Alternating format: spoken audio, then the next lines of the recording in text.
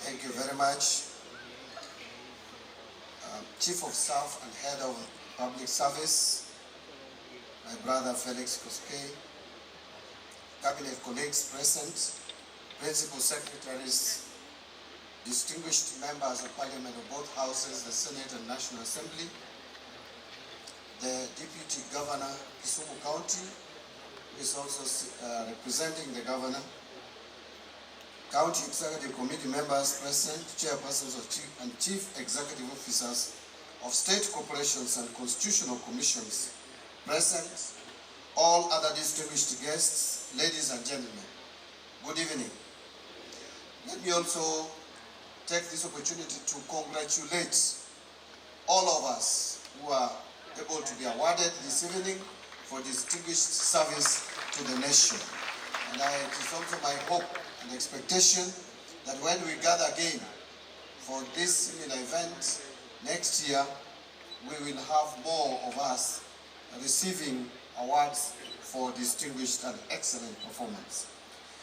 But as we gather here in the vibrant city of Kisumu to take stock of the achievements of governments in the 2025 calendar year and lay the trajectory for the year 2026, allow me to begin by expressing my deep appreciation for the commitment each of you demonstrates in serving the Kenyan people and in advancing this administration's development agenda. All of us will agree that in the year 2025, we witness renewed coherence in the operations of our public service, courtesy of the bold and deliberate reforms championed by His Excellency the President. Indeed, a new public service ethos is emerging, one that reinforces coordination, accountability, and the whole of government philosophy that defines effective service delivery. Tonight's dinner is a moment of reflection and reaffirmation, an opportunity for us to renew our collective achievements in 2025, assess what remains outstanding, and align ourselves with the priorities that shape 2026. In the calendar year 2025, our progress was both steady and strategic. We advanced the administration's blueprint, that is bottom-up economic transformation agenda, intensified our Agenda 2030 commitments, executed presidential directives, and operationalized cabinet decisions. Working across ministries and agencies, we strengthened institutional capacities, deepened collaboration, and accelerated programs central to job creation, economic recovery, food security, industrial growth, and youth empowerment. So bold were we that we even dared to roll out critical yet feared reforms such as the full implementation of the e-government procurement and the treasury single account.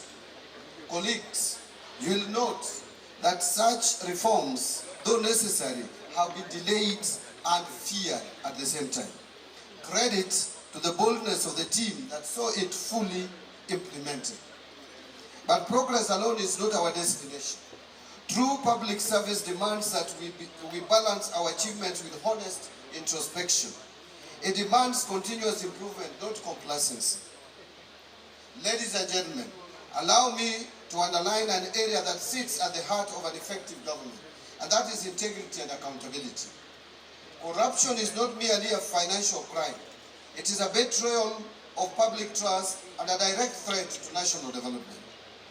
My fellow cabinet secretaries, principal secretaries, who are our accounting officers, chairs and CEOs, some of whom are also accounting officers, your work in 2025 has been commendable. You have managed heavy workloads, navigated complex national assignments, and led your teams with diligence.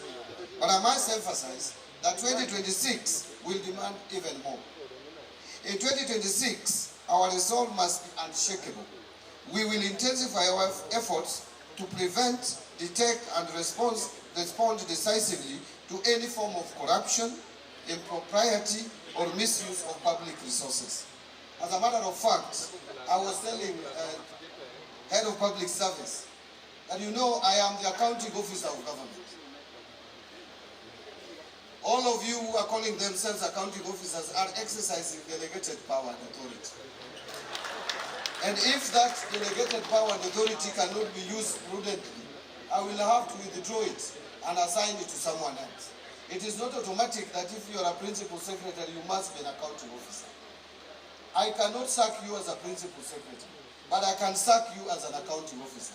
And therefore, we call upon you to exercise diligence and prudence in management of public resources. It cannot be that every year a principal officer, accounting officer, receives modified opinion, audit opinion, and you continue to stay as accounting officer. And therefore, every arm of government must ensure strong internal controls. You must, as accounting officers, be keen in reporting and preparing of accounting, the financial statements, just as you are keen in spending our money. Transparent procurement processes, accurate reporting, as I've mentioned, and full adherence to financial and governance laws. Corruption and service delivery cannot coexist. One will inevitably give way, and we must ensure that it is corruption that yields. Ladies and gentlemen, we are all aware that our fiscal space remains tight, and this reality must guide every decision we make in the public service. The demands of government continue to grow even as resources remain constrained, requiring us to demonstrate greater discipline, sharper prioritization, and unwavering value for money principles. We must ensure that every shilling spent delivers measurable impact. This calls for eliminating wastage, curbing non-essential expenditure, strengthening cost controls, and directing our limited resources toward programs that directly improve service delivery and the lives of Kenyans. In a constrained fiscal environment, efficiency is not merely desirable, it is obligatory. Accountability, therefore, is not optional. Infractions, whether it is financial, administrative, or ethical, must attract lawful, proportionate, and timely consequences. And this, I agree with the head of public service on that. This is not a punitive posture. It is a governance requirement. A public service that enforces accountability earns trust. A public service that ignores it becomes dysfunctional. I fully support the Chief of Staff and the Head of Public Service on governance reform agendas, such as the zero-fault audit campaign.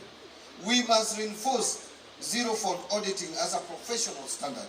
This means continuous compliance monitoring, early detection of vulnerabilities, proper documentation, and immediate corrective action. Zero-fault auditing is not about blame or witch hunting. It is about ensuring precision, transparency, and predictability in public administration. Our aspiration must remain clear and unwavering: a public service that works, a public service that serves every Kenyan with dignity, a public service that is modern, coordinated, productive, and responsive. Achieving this requires discipline, teamwork, innovation, and ethical leadership across ministries and state agencies. As we end a new year, allow me to anchor several priorities that must guide the performance of the public service we seek to strengthen. A, prudent resource management and austerity.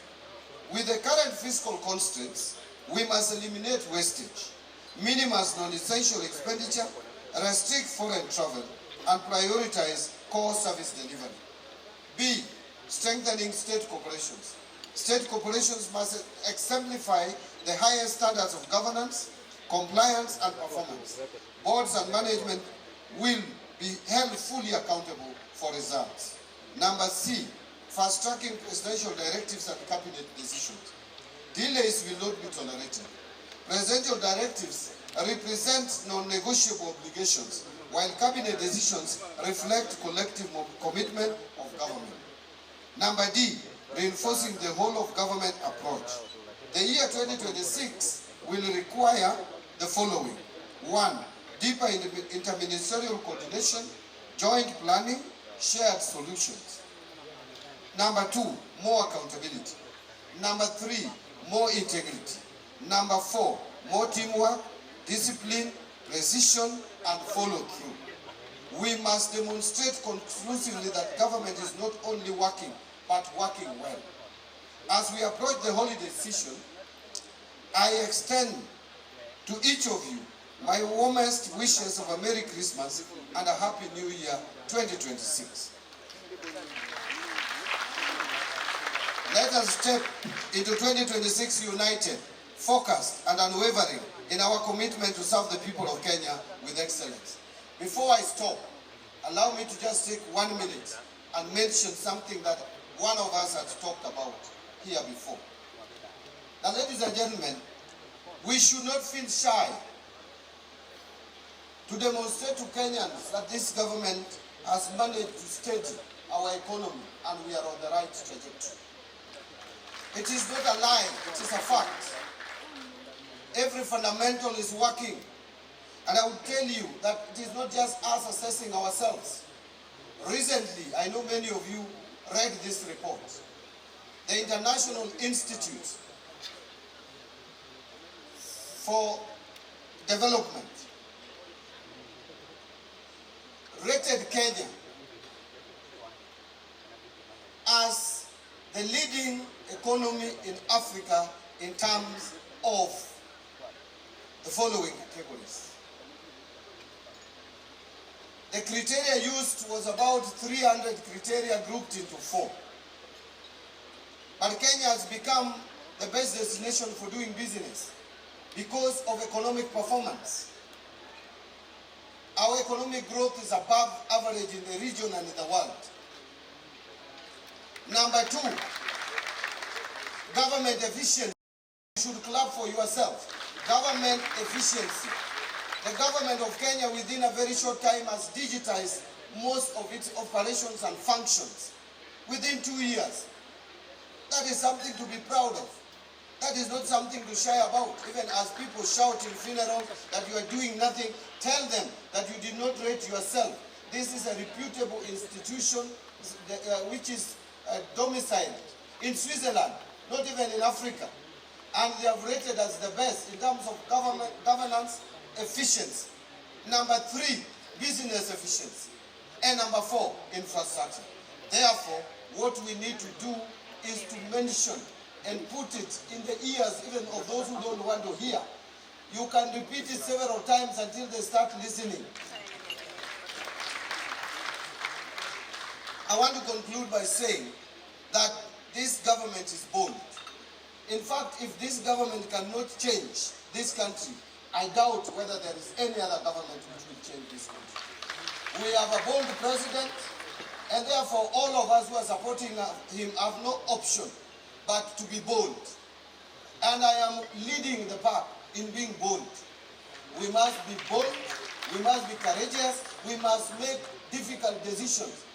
That is why we are divesting in Safaricom, because we want to start a serious fund called National Infrastructure Fund to develop, to have the resources to develop our infrastructure. Those which are commercially viable have no reason sitting in our budgets. We must take them off our budget so that we can free the taxes that we collect and offer services to our people, provide health, provide education, provide water, because those ones cannot be commercially viable. But roads, many of them can be commercially viable, can be told. I hear people saying that you are not giving other people opportunity. Where are they going to drive? So you want a lot of excuses. You go to Egypt. Felix here will tell you. You drive several hundreds of kilometers and it is just one expressway where it is tolled. There is no any other pioneer route all over, causing confusion for nothing. We must be bold. We must speak to our people. We must not shy away from telling the truth, so long as you know you are telling the truth. I wish I had a whole evening. I would have spoken beyond here, but let me stop.